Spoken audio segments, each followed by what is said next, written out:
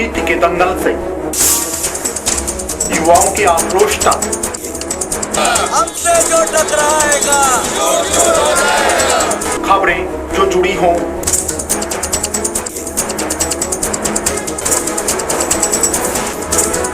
या फिर अपराध जगत से, या फिर जनता और प्रशासन का हो आमना सामना, या फिर आम जन की हो कोई समस्या,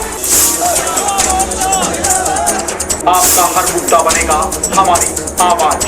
हम जाते हैं खबरों की तह तक, दिखाते हैं सिर्फ मूल मंत्र है निष्पक्ष और निर्भीक पत्रकारिता। देखिए सिर्फ एक पर अब हर खबर पर होगी नजर। अलवर ग्रामीण विधानसभा क्षेत्र के मालाखेड़ा में पूर्व मुख्यमंत्री वसुंधरा राजे की सभा में मुस्लिम समुदाय का हौसला बढ़ाने पूर्व उद्योग मंत्री नसरू खान का बार बार मंच पर चर्चा करने तथा समाज को भाजपा से जोड़ने के निर्देश मिलने के बाद करीब 1 दर्जन मुस्लिम जनप्रतिनिधि कांग्रेस छोड़कर भाजपा में शामिल हो गए और अब लग रहा है कि मुस्लिम समाज में जो कब्रिस्तान को बचाने की मुहिम चला रहे हैं वह पूरा गुट अब बीजेपी के साथ है। भाजपा में शामिल हुए मुस्लिम जनप्रतिनिधियों का पूर्व मुख्यमंत्री वसुंधरा राजे ने दुपट्टे से स्वागत किया और उनका कुनबे में शामिल होने पर आभार भी जताया। इस पर पूर्व उद्योग मंत्री नसरू खान ने बताया कि गुर्जर जाति और मुस्लिम समाज सहित सभी 36 बिरादरी की टीमों ने इस बार भाजपा के पक्ष में चल रही हैं, जो भारी बहुमत से यहां जीत होगी। उन्होंने यह भी बताया लक्ष्मणगढ़ विधानसभा से 10% ही मुस्लिम थे, लेकिन 90% हिंदुओं ने उसे जिताया और प्रदेश में भेजकर मंत्री भी बनवाया। इसका कर्ज वह कभी आभार नहीं उतार सकते और उन्होंने यह भी बताया कि अलवर जिले का इतिहास अलग ही रहता है। यहाँ से जो मंत्री बनता है उसे जनता के स्वीकार नहीं किया। मेरे समय में ईश्वरी लाल जी मंत्री थे, उनके मैंने हराया, मुझे राजेंद्र चौधरी ने हराया और अब टीकाराम जूली को जयराम जाटव जनता के सहयोग से चुनावी मैदान में हरा देंगे। उन्होंने मालाखेड़ा प्रधान वीरवती से सरकारी गाड़ी छीनने का आरोप भी कैबिनेट मंत्री टीकाराम जूली पर लगाया। पूर्व मुख्यमंत्री वसुंधरा राजे का भाजपा मंडल मालाखेड़ा की ओर से भाव सागर सत्कार किया गया, जिन्हें उन्हें तलवार भी भेंट की गई।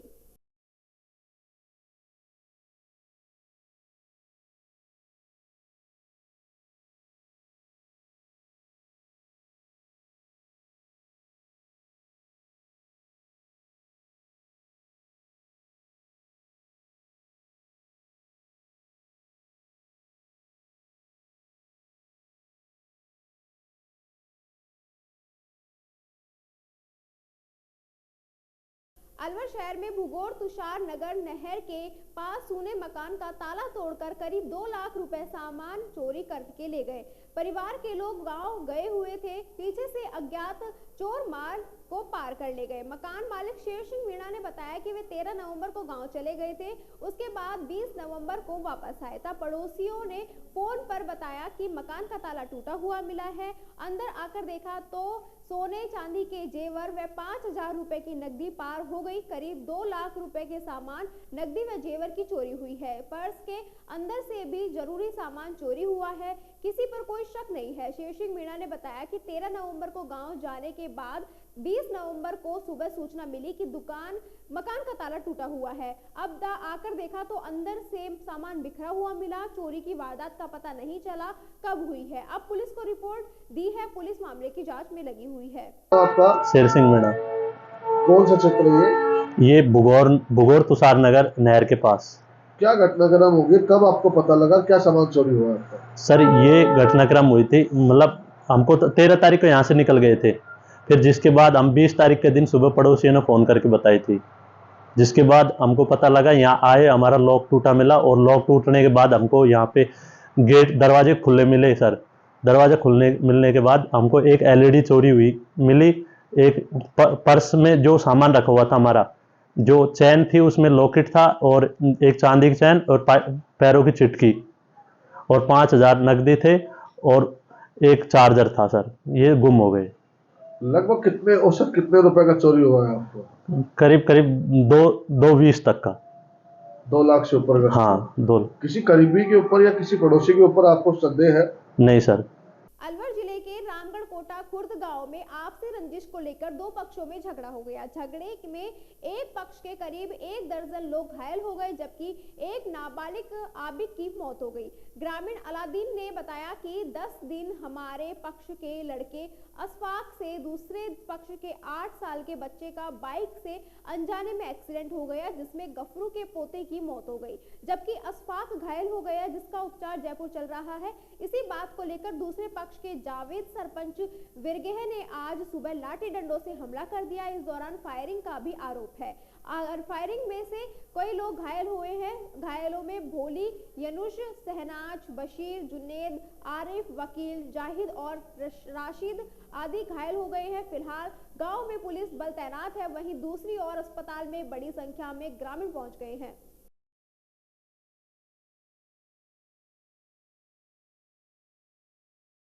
कोटा खुर्द का मामला है यो।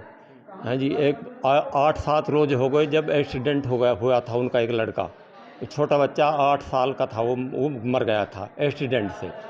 तो उसके बाद में उन्होंने कहा कि हम तो अपने बदला लेंगे। समझा लिया सब लोगों ने कि भाई बदला किसका लोगे, एक्सीडेंट से मरा है यो। तो अब रात को एक यूनुस नाव का लड़का था हमारा, उसको 5-7 आदमियों ने मतलब उसको मोटरसाइकिल पे और ज़बरदस्ती से पटक लिया। तो उसने मतलब खूब दुहाई दी, तो 2-4 आदमी वहाँ पर क्या आ गए, तो उन्होंने वो छुड़ा लिया। नहीं उसको ले जा करके जन मारते या क्या करते, तोड़ते उसको। अच्छा, उसके बाद में अब सुबह ही दिन निकलने के बाद में अब हम कह रहा कि भाई चले हम रिपोर्ट करा के आएंगे। हम अपना मशवरा कर रहे थे, भाई चलो ये तो बोल रात को आदमी का अपहरण करके जो पटक के ले जा रहे हैं 8-7 आदमी, अच्छी तरह से मारो हुआ के अच्छी मार दिए, लेकिन जब गाँव वालों ने उसको छुड़ा लिया। लेकिन सुबह फिर हम इनकी रिपोर्ट करने जाएंगे तो हम तो अपने मशवरा ही कर रहे थे, बस उन्होंने एकदम से घर पर हमला बोल दिया। सरपंच जावेद का 85 घर का परिवार है आज इस टाइम, 85 घर हैं जावेद सरपंच के। उसने मतलब गोली शुरू कर दी, गोली उन्हें कम से कम 10-15 बंदूकें थी। जब वहाँ से मतलब वो बंदूक उनका राशन ख़त्म हो गया है, फिर मुकंदबाद से एक भोबला नाव का छोरा है, एक इनका गुठ में रहता है, वो वहाँ से हथियार आई गाड़ी भर के, फिर मतलब हथियार फायरिंग करिए। तो हमारा कम से कम 10-15 आदमी इनके तो अब घायल हैं यहाँ पर जो मौजूद दिख रहे हैं, और एक लड़का मतलब वहीं छुट्टी कर गया, मर गया। वो क्या नाम है, आकिब नाव का, और रामगढ़ में हम इस टाइम मुर्दा घर में पटक रखा है। उम्र कितनी है उसकी? उसकी उम्र है करीब यहाँ पे जो घायल आए हैं ये क्या नाम है इनके नाम घायल के नाम बता रहे, जैसे बशीर है, एक लड़की क्या नाम है, यूनुस है, सहनाज है, यूनुस, सहनाज, और बताओ इनका नाम, जुबैर, साहिब, भोली, और ये काला छोरा कहाँ, जुनैद, जो हमला किया उनके क्या नाम है? उनका नाम बताएंगे जिन्होंने हमला किया। वो तो 85 घर हैं उनके परिवार के, लेकिन मेन बताएंगे। उनमें सबसे पहले मतलब गफूर वकील, और सरपंच जावेद, एक अहमदीन, और लियाकत और सियाकत, एक सद्दाम, और उधर साइड से उनके परिवार के एक फजर छोटा नाम बताइए रे, ये काड़ो है, और ये को बर्रो है, याफू है ना, और कासम। एक्सीडेंट कब हुआ था? है जी, एक्सीडेंट किसका हुआ था? एक्सीडेंट हुआ था गफूर के लड़के का, आज से 8-10 रोज पहले। किसने किया था एक्सीडेंट? कैसे हुआ था वो एक लड़के से मतलब मोटरसाइकिल से हुआ था वो एक्सीडेंट। वो आप पे इल्जाम लगा रहा कि आपने करवाया हाँ, है? हमारे लगा था वो तो इंतजाम, लेकिन वो तो शांत हो गई बात, सब उन्हें समझा दिया कि एक्सीडेंट से मरा है वो बच्चा, अपने मन से थोड़ी मारा था, कोई लड़ाई में थोड़ी मारा था। अब वो 10 रोज बाद में अब उन्होंने ये हमला किया है। क्या नाम है आपका? मेरा नाम तालादीन है। काला छोरा कहाँ, जुनैद, जो हमला किया उनके क्या नाम है? उनका नाम बताएंगे जिन्होंने हमला किया। वो तो 85 घर हैं उनके परिवार के, लेकिन मेन बताएंगे। उनमें सबसे पहले मतलब गफूर वकील, और सरपंच जावेद, एक अहमदीन, और लियाकत और सियाकत, एक सद्दाम, और उधर साइड से उनके परिवार के एक फजर छोटा नाम बताइए रे, ये काड़ो है, और ये को बर्रो है, याफू है ना, और कासम। एक्सीडेंट कब हुआ था ये? है जी। एक्सीडेंट किसका हुआ था? एक्सीडेंट हुआ था गफूर के लड़के का आज से 8-10 रोज पहले। किसने किया था एक्सीडेंट? कैसे हुआ था वो? वो एक लड़के से मतलब मोटरसाइकिल से हुआ था वो एक्सीडेंट। वो आप पे इल्जाम लगा रहा है कि आपने करवाया हाँ है? हमारे लगा था वो तो इंतजाम, हाँ। लेकिन वो तो शांत हो गई बात, सब उन्होंने समझा दिया कि एक्सीडेंट से मरा है वो बच्चा, अपने मन से थोड़ी मारा था, कोई लड़ाई में थोड़ी मारा था।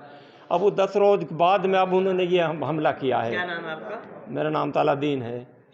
रामगढ़ थाना क्षेत्र के गांव कोटा खुर्द में एक ही समुदाय के दो पक्षों में जमकर हुई फायरिंग। पुलिस की मदद से 1 दर्जन से अधिक दोनों घायल पक्षों के घायलों को रामगढ़ सीएचसी लेकर पहुंचे, जहां पर इलाज के दौरान गोली लगने से एक व्यक्ति ने दम तोड़ दिया। बाकी 2 की हालत भी गंभीर बनी हुई है, जिनको अलवर रेफर कर दिया गया। बाकी घायलों का सीएचसी पर इलाज जारी है। दोबारा झगड़े की सूचना को लेकर कई थानों के पुलिस जाब्ता रामगढ़ हॉस्पिटल पर तैनात किया गया। यदि आचार संहिता में सभी के हथियार थाने में जमा है तो लगभग 1 घंटे तक फायरिंग किन हथियारों से की और प्रशासन के खिलाफ यह सवाल उठता है। 25 नवंबर को चुनाव है, यदि उससे वक्त भी छोटा सा मामला हो जाता तो बड़ा हादसा हो सकता था।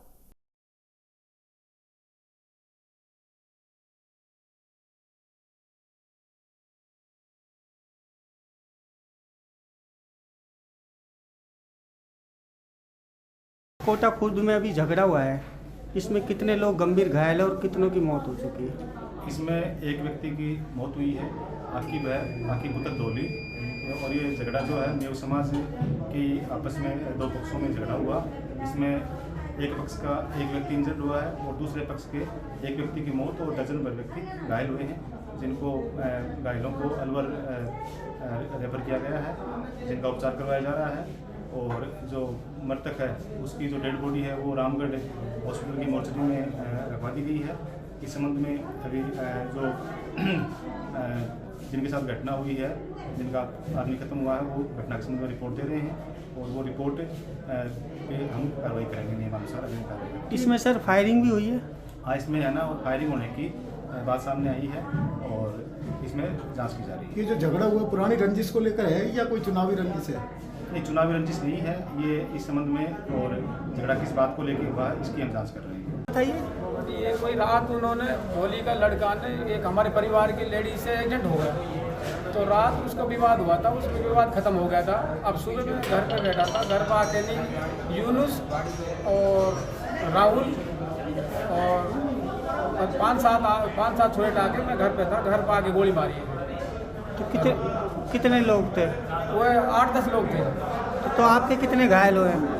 मेरे में और भी घायल हुए हैं, अभी मेरे को पता नहीं। मेरी गोली लगी, मैं तो कहीं हो गया था, मेरे को तो पता नहीं आगे, तो मैं तो गिर गया जैसे मेरी गोली लगी। घर पे ही गोली मारी थी आके, तो पीछे से दुबक आए वैसे। कोई पुरानी रंजिश थी या क्या था? पुरानी कोई रंजिश नहीं थी, उन्होंने रात के दी थी धंधा जैसा। सरपंच को सुबह मारेंगे। अच्छा, आप सरपंच हो? हाँ, हमने रात के दी थी, रात को मार दी, धंधार गए थे, उनसे रात के दी थी भाई हम सुबह सरपंच को मारेंगे गोली से। रात के दी थी, मैं तो घर पे था, मैं तो कहीं इधर उधर नहीं गया। उन्हें सीधी आते गोली मारी, गोली चलाई थी, तीनों ने गोली चलाई थी। इसी के साथ खबरों में वक्त हो चला एक छोटे से ब्रेक का। जल्द लौटेंगे, बने रहिए 24 न्यूज के साथ। अलवर वासियों के दिल में अपनी अलग पहचान बना चुके त्रिहान ग्रुप खास आपके लिए लेकर आए हैं नगर विकास न्यास अलवर द्वारा अनुमोदित अलवर की बेहतरीन अफोर्डेबल आवासीय योजना, जिसमें आपके लिए उपलब्ध है सुरक्षित जीवन शैली, वो भी सिर्फ नाम मात्र की कीमतों में।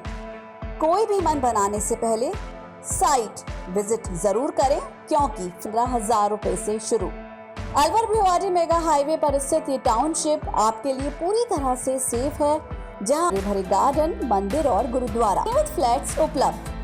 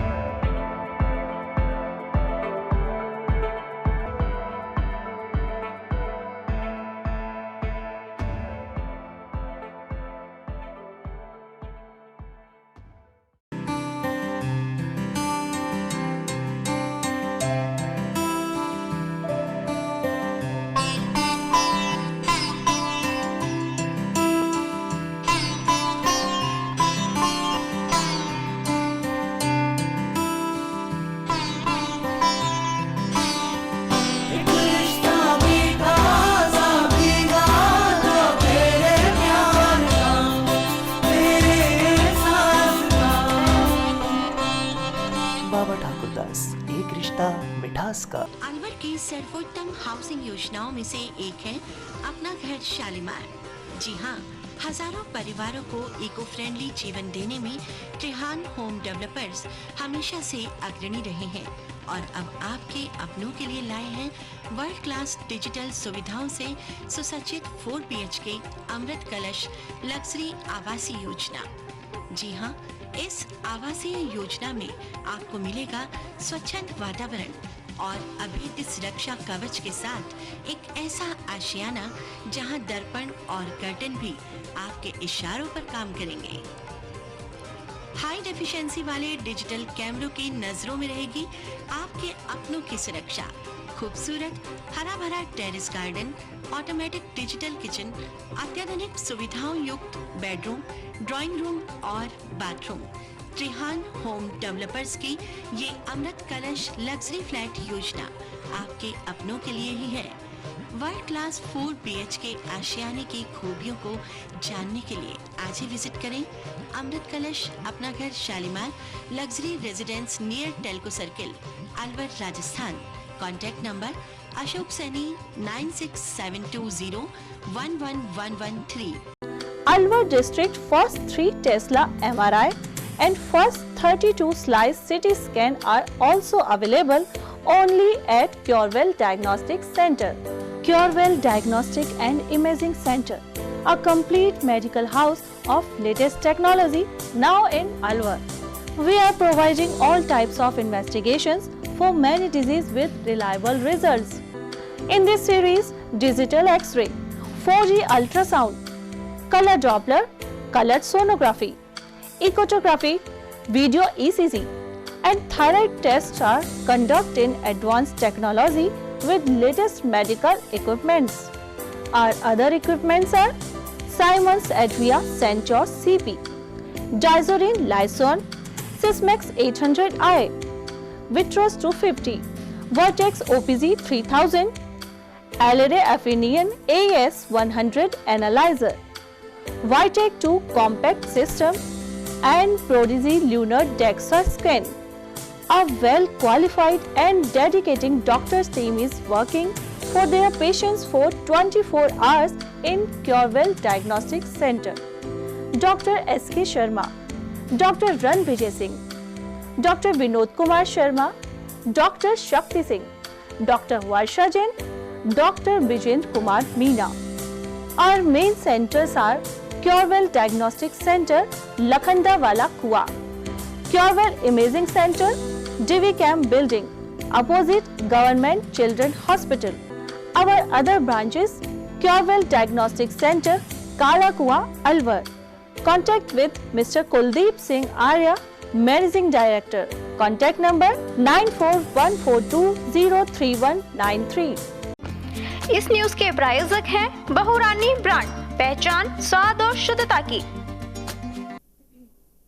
अलवर ग्रामीण विधानसभा क्षेत्र में भारतीय जनता पार्टी के प्रत्याशी जयराम जाटव को समर्थन जुटाने के लिए पुत्रवधू और बेटी सहित बड़ी संख्या में महिला नेतला निठारी खरखड़ा केरवा में जनसंपर्क करने पहुंची, जहां गांव के बुजुर्ग लोगों ने बताया कि जयराम जाटव जब विधायक थे तो उन्होंने काफी काम कराया था। इसे लेकर इस बार कमल का फूल को समर्थन कर विजयी करेंगे। गाँव की महिलाओं ने नरेंद्र मोदी, वसुंधरा राजे, जयराम जाटव जिंदाबाद के नारे भी लगाए।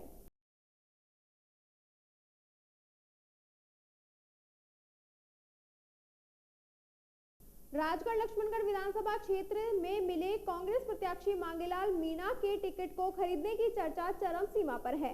मतदाताओं ने आरोप लगाया है कि कांग्रेस पार्टी से लंबे समय से जुड़े हुए कार्यकर्ताओं की अनदेखी कर रही टिकट दिया गया है, इसीलिए उनका मतदान करने वाली तारीख तक विरोध जारी रहेगा और टिकटधारी प्रत्याशी कभी सफल नहीं हो सकता है। इसके अलावा कुछ प्रत्याशियों के कार्यकालों पर देखा गया है कि उन पर चहलकदमी शून्य ही नजर आ रही है।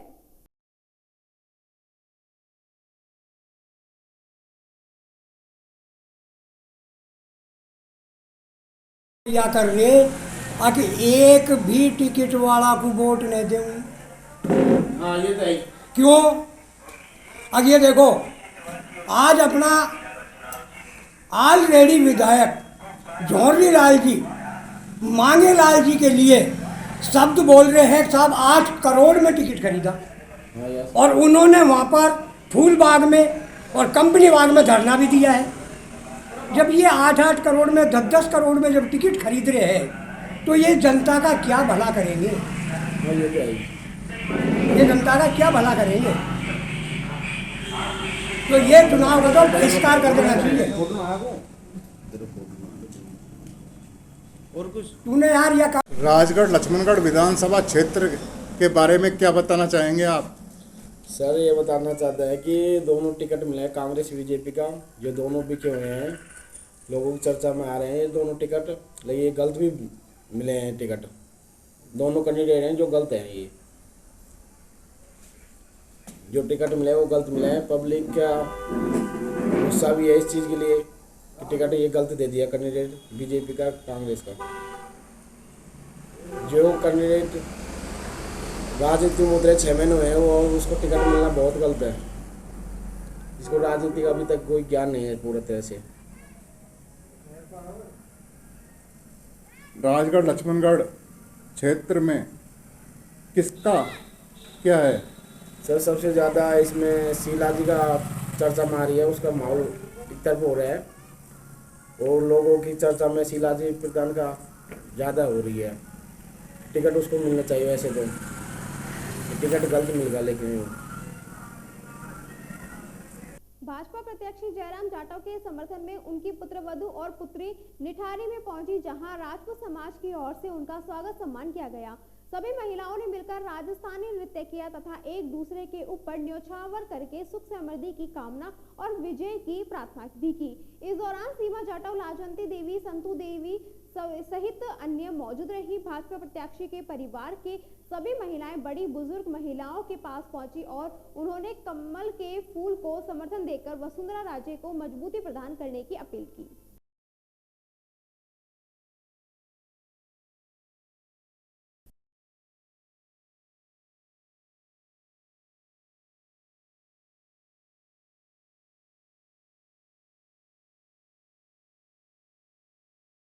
राजस्थान में कांग्रेस सरकार ने इतने जन कल्याणकारी कार्य किए हैं कि भाजपा मुद्दाहीन है। भाजपा के पास सरकार को घेरने के लिए कोई मुद्दा नहीं है, यह कहना है कांग्रेस के वरिष्ठ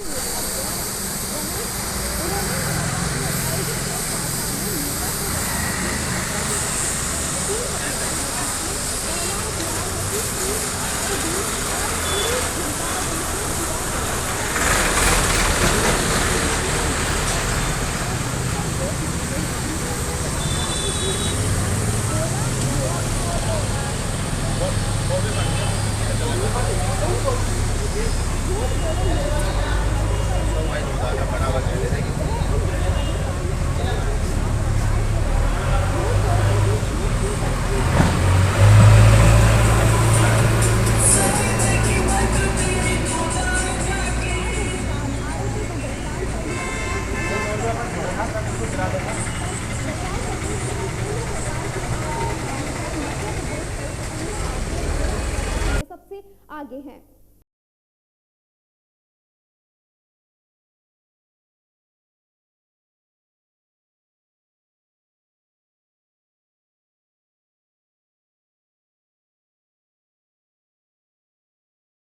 पर दिया जा रहा है और कांग्रेस पार्टी की रणनीति इस विधानसभा चुनाव में 2 हथियार हैं हमारे पास। एक जो पिछले 5 साल की उपलब्धियां हैं हमारी कांग्रेस सरकार की, जिसका नेतृत्व अशोक गहलोत जी ने किया है।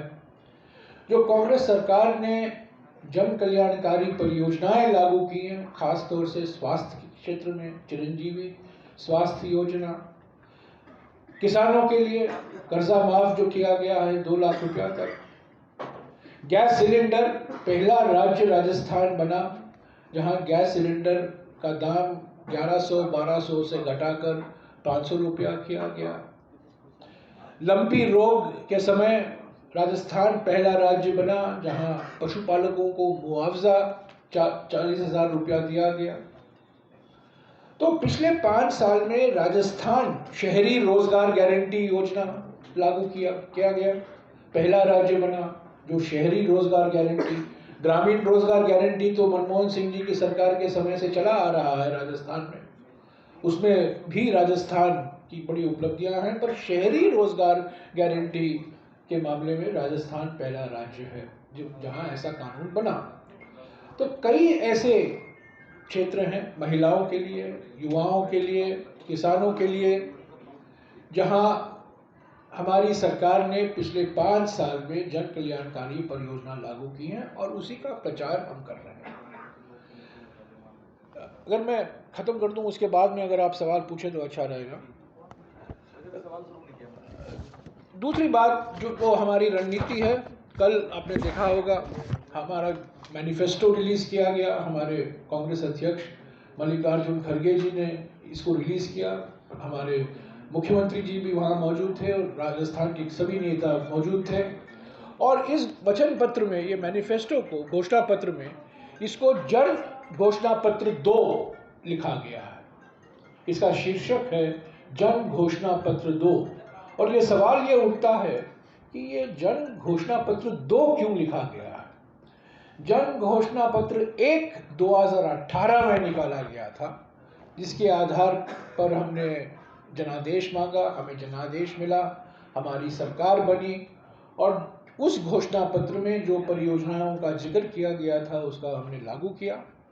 और उसी श्रृंखला में ये दूसरा घोषणा पत्र है, इसीलिए हम इसको घोषणा पत्र 2 कह रहे हैं, क्योंकि अगले 5 साल के लिए हम जनादेश मांग रहे हैं इन्हीं घोषणा पत्र के आधार पर। और जो गारंटियां दी हैं हमने महिलाओं को लिए, गृहलक्ष्मी जो परियोजना है, हर एक परिवार के महिला प्रमुख को 10,000 रुपया सीधा उनके खाते में जाना, गैस सिलेंडर ही पर राजस्थान के सारे 1 करोड़ परिवारों के लिए वो 500 रुपया सिलेंडर लागू होगा।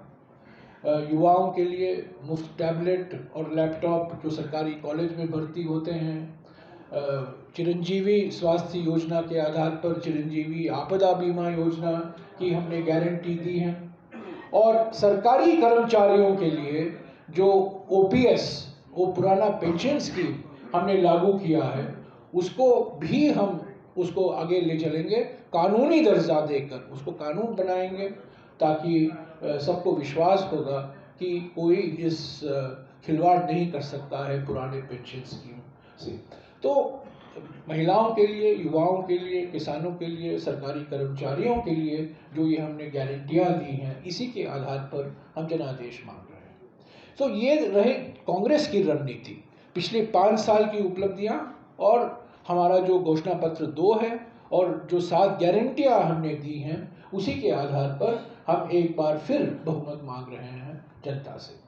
पर बीजेपी की ओर से क्या रणनीति है, मैं यही कहूँगा कि उनके पास 3 मुद्दाहीन है राजस्थान में, पर उनके पास 3 ऐसे हथियार हैं जो उसका भरपूर इस्तेमाल कर रहे हैं। एक तो है ED और CBI, वो तो सुपरस्टार कैंपेनर बन गए हैं बीजेपी के लिए। और कल भी देखा आपने, ED ने कार्रवाई की है, कुछ घोषणा की है कांग्रेस पार्टी और कांग्रेस नेताओं के खिलाफ, बिल्कुल बेबुनियाद है, उसका खंडन हमने किया है। उसको हम राजनीतिक लड़ाई लड़ते रहेंगे, पर यह प्रतिशोध की राजनीति है। और जिस तरीके से ED और CBI राजस्थान के मुख्यमंत्री, राजस्थान के वरिष्ठ मंत्रियों के खिलाफ इसका दुरुपयोग हुआ है, ये सिर्फ चुनावी वजह से हुआ है। और चुनाव में क्योंकि बीजेपी के पास कोई ऐसा मुद्दा नहीं है, क्योंकि जनता नाराज नहीं है हमारे सरकार की जन कल्याणकारी परियोजनाओं से, तो ED और CBI का इस्तेमाल कर रहे हैं। दूसरा हथियार उनके पास ध्रुवीकरण है, और जात के आधार पर या धर्म के, ज़्यादातर धर्म के आधार पर ही ध्रुवीकरण। और जिस तरीके से प्रधानमंत्री, गृहमंत्री और उत्तर प्रदेश के मुख्यमंत्री, असम के मुख्यमंत्री आते हैं राजस्थान में, हरियाणा में दंगे किए जाते हैं ताकि उसका असर राजस्थान पर हो, जो ध्रुवीकरण को प्रोत्साहन देकर ही वो चुनाव लड़ना चाहते हैं, धर्म के नाम पर वोट मांगते हैं, धर्म के नाम पर समाज को बांटना चाहते हैं। और मैं समझता हूँ ध्रुवीकरण ही इनकी एक ऐसा हथियार है उनके हाथ में जिसका भरपूर इस्तेमाल कर रहे हैं। तीसरा हथियार जो आप देख रहे हैं, रोज देख रहे हैं, और 2 दिन बाकी हैं, देखेंगे आज और कल आपको देखने को मिलेगा, सुनने को मिलेगा।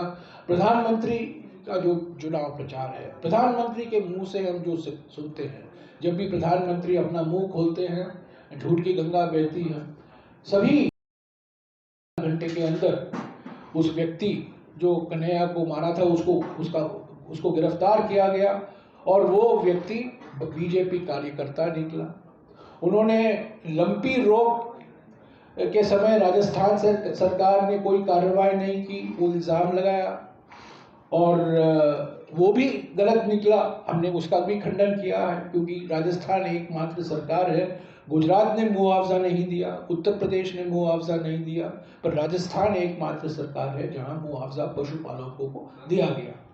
तीसरी बात, वो कहते हैं कि महिला पर अत्याचार के मामले में राजस्थान नंबर 1 है, पर सरकारी आंकड़े, मोदी सरकार के ही आंकड़े बताते हैं कि मध्य प्रदेश, गुजरात और उत्तर प्रदेश की तुलना में राजस्थान नीचे नंबर पर है।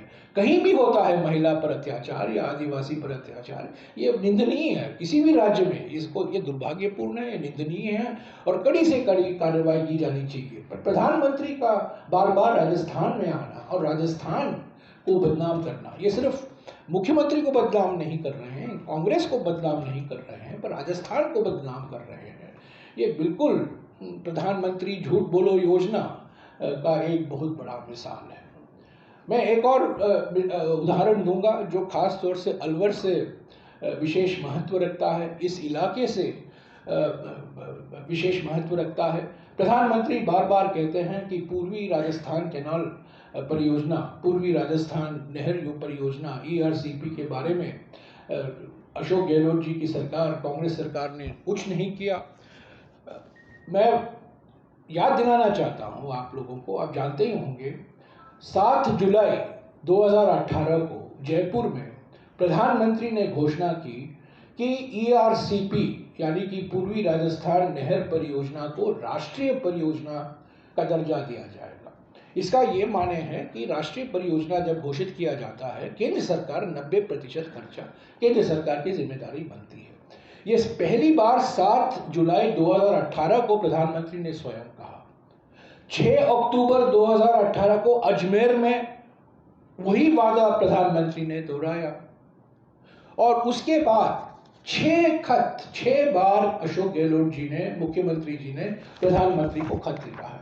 पहला खत लिखा है उन्होंने, मैं पहले से गिनवाऊंगा, पहला खत लिखा है, डेट वाइज मैं बताऊं आपको तो 3 जुलाई 2020 को एक खत लिखा प्रधानमंत्री को कि आप अपना वादा पूरा कीजिए और ये राष्ट्रीय दर्जा दीजिए ERCP को। तब 30 जुलाई 2020 को एक और खत लिखा, इसकी कॉपियां मैं आपको दिलवा दूंगा। तब 26 अक्टूबर 2020 को तीसरा खत गया प्रधानमंत्री को। उसके बाद 2021 में देखिए, 2021 27 जनवरी 2021 में चौथा खत गया प्रधानमंत्री को मुख्यमंत्री की ओर से। तब एक और पांचवा 12 मार्च 2021 को पांचवा खत गया और आखिर में छठा खत मुख्यमंत्री ने प्रधानमंत्री को लिखा 23 जून 2021 को। और ये खत एक ही थे कि आप राष्ट्रीय इसको ERCP को जो 13 पूर्वी राजस्थान के ज़िले हैं इनके लिए फ़ायदेमंद होगा, इनकी जो समस्याएं हैं उसको दूर करने में सफल होंगे, ये इसका ज़रूरी है। इसके बारे में उनको कहा, प्रधानमंत्री को याद दिलाया कि इसको राष्ट्रीय परियोजना का दर्जा दीजिए। पर प्रधानमंत्री ने अपनी चुप्पी नहीं तोड़ी। राजस्थान के ही एक सांसद, जल संसाधन मंत्री हैं केंद्र में, उन्होंने भी कुछ नहीं कहा। उसके बाद में 2020-2021 के बजट में अशोक गहलोत जी की सरकार ने बजट में करीब 9,000 करोड़, 9,500 करोड़ रुपए का प्रावधान किया। 2023-24 में यानी कि इस साल के बजट में करीब 13,000 करोड़ रुपए का प्रावधान किया है। यानी कि पिछले 2 साल में प्रधानमंत्री के चुप्पी के बावजूद, केंद्र सरकार की असहयोग के बावजूद राज्य सरकार ने करीब 22,000 करोड़ रुपया प्रावधान किया है ERCP को राज्य सरकार की बजट में। कुल मिलाकर इस परियोजना में अनुमान लगाया गया है कि 40,000 करोड़ रुपया खर्च किया जाएगा। जिस तरीके से केंद्र सरकार ने 1950 और 1960 के दशक में राजस्थान कनाल परियोजना की शुरुआत की थी, जिसने राजस्थान का चेहरा बदल दिया है, उसी तरह केंद्र सरकार को पूर्वी राजस्थान कनाल परियोजना को लेना चाहिए था, पर यह नहीं हुआ। प्रधानमंत्री के वादे खोखले निकले, क्योंकि प्रधानमंत्री सिर्फ चुनावी जुमलों पर विश्वास रखते हैं। वो जब वो वादा करते हैं, उनका कोई इरादा नहीं है उसको पूरा करने का। और यही कारण है कि अभी हमारी कांग्रेस सरकार ने पिछले 2 साल में 22,000 करोड़ रुपए का प्रावधान किया है।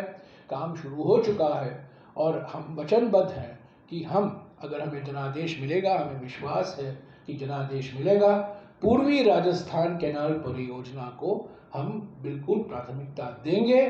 सहयोग मिले न मिले केंद्र सरकार से, अभी मोदी सरकार के लिए अभी 8-9 महीने बाकी हैं, इनके सरकार से सहयोग मिले न मिले, हम इसको पूरा कर ही रहेंगे। ये हमारे वचन पत्र में भी गारंटी दिया गया है, हमारे मैनिफेस्टो में भी गारंटी दिया गया है। तो ये रहे बीजेपी की जो रणनीति है, ईडी CBI, दूसरा जो है ध्रुवीकरण, और तीसरा प्रधानमंत्री झूठ बोलो योजना, प्रधानमंत्री के खोखले वादे, जिसका मैंने आपको 3-4 मिसाल गिनाकर आपके सामने रखा।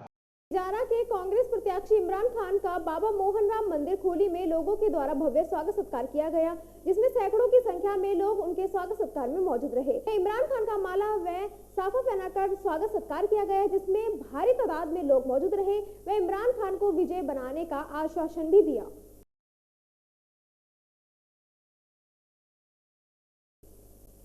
अलवर ERCP योजना को कांग्रेस सरकार ने राजनीति के चलते अटकाया, यह कहना है पूर्व मुख्यमंत्री वसुंधरा राजे का।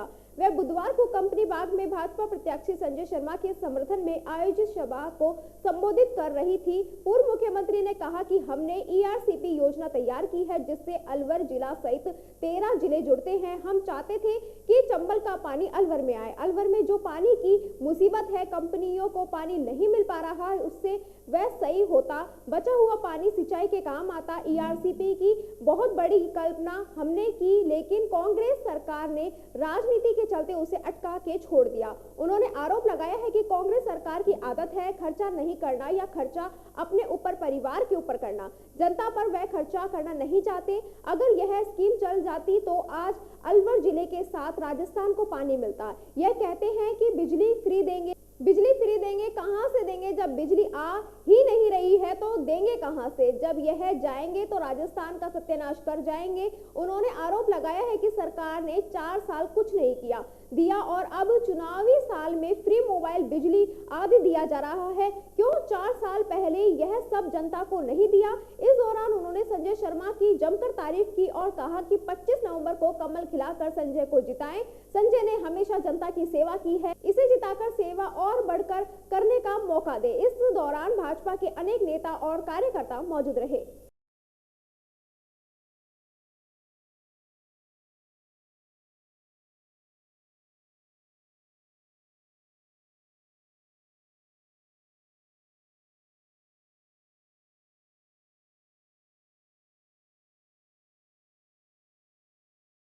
मैं चाहूंगी आप लोगों से एक दफा मुलाकात करके देखना चाहूंगी, क्योंकि मुझे विश्वास है कि आपके सामने एक ऐसा कैंडिडेट खड़ा है जिस कैंडिडेट ने सेवा की सिवा और जिला अध्यक्ष रह के भी, उसके बाद MLA रह के भी, जिस व्यक्ति ने चला करके आप लोगों की सेवा में कोई कोर कसर नहीं छोड़ी, जो दौड़ दौड़ के आपके काम करता है, जो मजबूती के साथ आपके सामने खड़ा है, ऐसे व्यक्ति को मैं समझती हूँ कि फिर मौका देने का काम हम लोगों को सबको मिलकर करने की जरूरत है।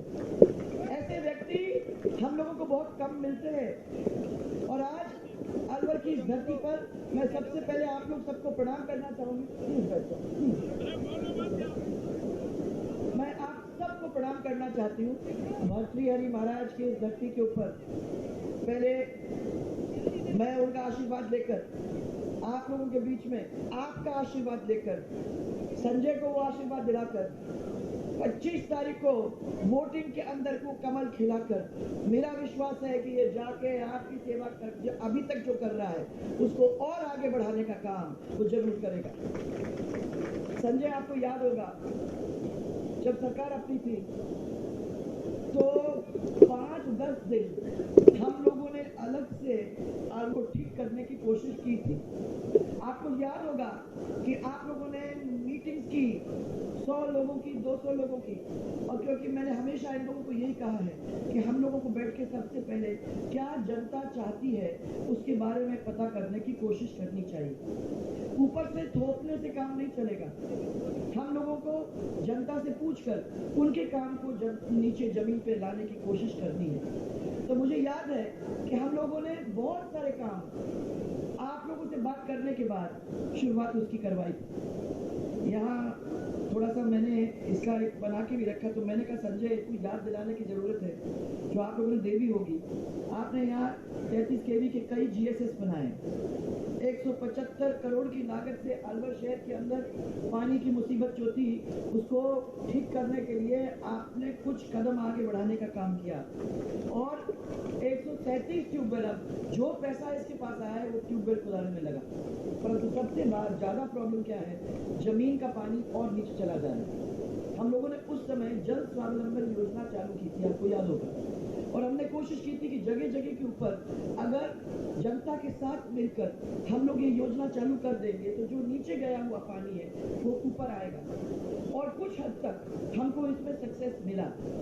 3 साल के काम में हमने पाया कि जो टैंकर ट्रिप्स हुआ करते थे गर्मी के अंदर वो टैंकर ट्रिप्स आधे हो गए। इसका मतलब जो मेहनत हम लोगों ने जमीन के ऊपर की थी उसका फल हमको देखने को मिला। अगर पूरे और 5 साल हम लोग निकाल सकते थे और पूरे 5 साल में अगर हम लोगों ने ये काम कर दिया होता तो जो ग्राउंड वाटर लेवल है वो ग्राउंड वाटर लेवल ऊपर आ जाता और उसका फायदा हमको हमारे क्षेत्र के अंदर मिलता।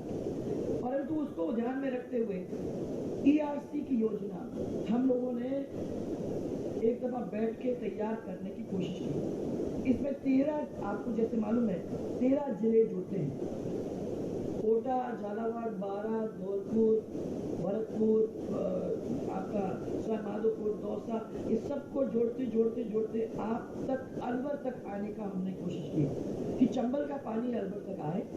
तो जो मुसीबत है यहाँ आपके इंडस्ट्रियल एरिया के अंदर, क्योंकि कोई भी इंडस्ट्री को सही पानी नहीं मिल रहा है तो उन लोगों को भी पानी मिल जाएगा। ड्रिंकिंग वाटर जो अलवर के अंदर शॉर्टेज है उसका भी पानी का इंतजाम हो जाएगा, और अगर फिर कोई आगे चल के बचता है तो उसको भी सिंचाई के अंदर कैसे ले जा सकते हैं उसके ऊपर सोचने के लिए हम लोगों ने ERC का एक बहुत बड़ा कल्पना की। मुझे विश्वास है अब इन लोगों ने इसको राजनीति के अंदर अटका के काम छोड़ दिया है। हमेशा कांग्रेस की आदत है कि जो काम वो कर सकते थे आसानी से, पर खर्चा करना नहीं चाहते हैं। खर्चा करेंगे तो अपने ऊपर ही करेंगे, खर्चा करेंगे तो उनके MLOs के ऊपर ही करेंगे, खर्चा करेंगे तो अपने परिवारों को मजबूत बनाएंगे। खर्चा सेवा जनता के ऊपर नहीं करते। और इसीलिए मैं कहना चाहती हूँ कि वो जो स्कीम अगर चल जाती तो 5 साल के अंदर यहाँ तक किसी हद तक पानी तो पहुँच जाता और आपको कुछ तो मदद पानी के ऊपर मिल जाती, परंतु जैसे हमेशा होता है वो अटका पड़ा है। ऐसे बहुत सारी स्कीम्स थी जो हम लोगों ने जोड़ करके आपके दर तक पहुँचाने का काम किया। एक तो बिजली की प्रॉब्लम तो सब दूर है, मैं देख रही हूँ पूरे राजस्थान में जहाँ जहाँ हम गए हैं वहाँ बिजली की प्रॉब्लम हमको मिली है। इन्होंने आपको बार बार ये कह दिया है कि चिंता करने की जरूरत नहीं, हम फ्री बिजली आपको देंगे। अरे बिजली फ्री आप कैसे दे सकते हो जब आ ही नहीं रही है बिजली, तो कहाँ से फ्री बिजली मिलेगी। और दूसरी बात, 72 घंटे के अंदर हम आप लोगों को ट्रांसफार्मर वापस दे देंगे। कोई 72 घंटे के अंदर ट्रांसफार्मर किसी को नहीं मिला है। और बिजली का कर्जा जो कंपनी के ऊपर है, जिसको 10-15 हज़ार के ऊपर हम लोग ला पाए थे, 65,000 70,000 था तब हम उसको ले आए 10,000 15,000 पर। और अगर सरकार एक दफ़ा और अपनी हो जाती तो मुझे तो विश्वास है कि बिजली के दाम आपके 2, 2.5, 3, 3.5 रुपये हो जाते। परंतु अब फिर से उन्होंने कर्जा उन कंपनीज के ऊपर बढ़ाने का काम कर दिया 95,000 करोड़ रुपया। तो जब ये छोड़ेंगे और जाएंगे तो सत्यानाश छोड़ करके जाएंगे। मैं ये पूछना चाहती हूँ कि अगर वो वाकई में आप लोगों को कुछ चीज देना चाहते थे तो अपना खजाना उनने 4 साल पहले क्यों नहीं खोला? 8 महीने पहले पिछले बजट के अंदर उन्होंने खोल करके सबको बहुत सारी सौगातें देने की बात करी। किसी को तो फोन दे रहे हैं, तो किसी को जमीन के ऊपर वो दे रहे हैं, तो किसी को बिजली का वो फ्री दे रहे हैं। ऐसे करते करते उन्होंने किसी की धोती दे दी, किसी को पजामा दे दिया, किसी को साफी दे दी। जो आप मांगो वो देने को वो तैयार। मेरा कहना था कि अगर आपको यही करना था तो आपने 4 साल पहले कर दिया होता तो शायद ये पैसा सही जगह लग जाता, और गनीमत अगर लग जाता तो शायद हम लोगों को किसी को फायदा नहीं मिलता। परंतु इस तरीके से रेवड़ी बांटने का जो इन्होंने तैयारी की है कि बांटो, तो ये जनता में नहीं बटा है, बटा तो उन लोगों के बीच में बटा है। MLA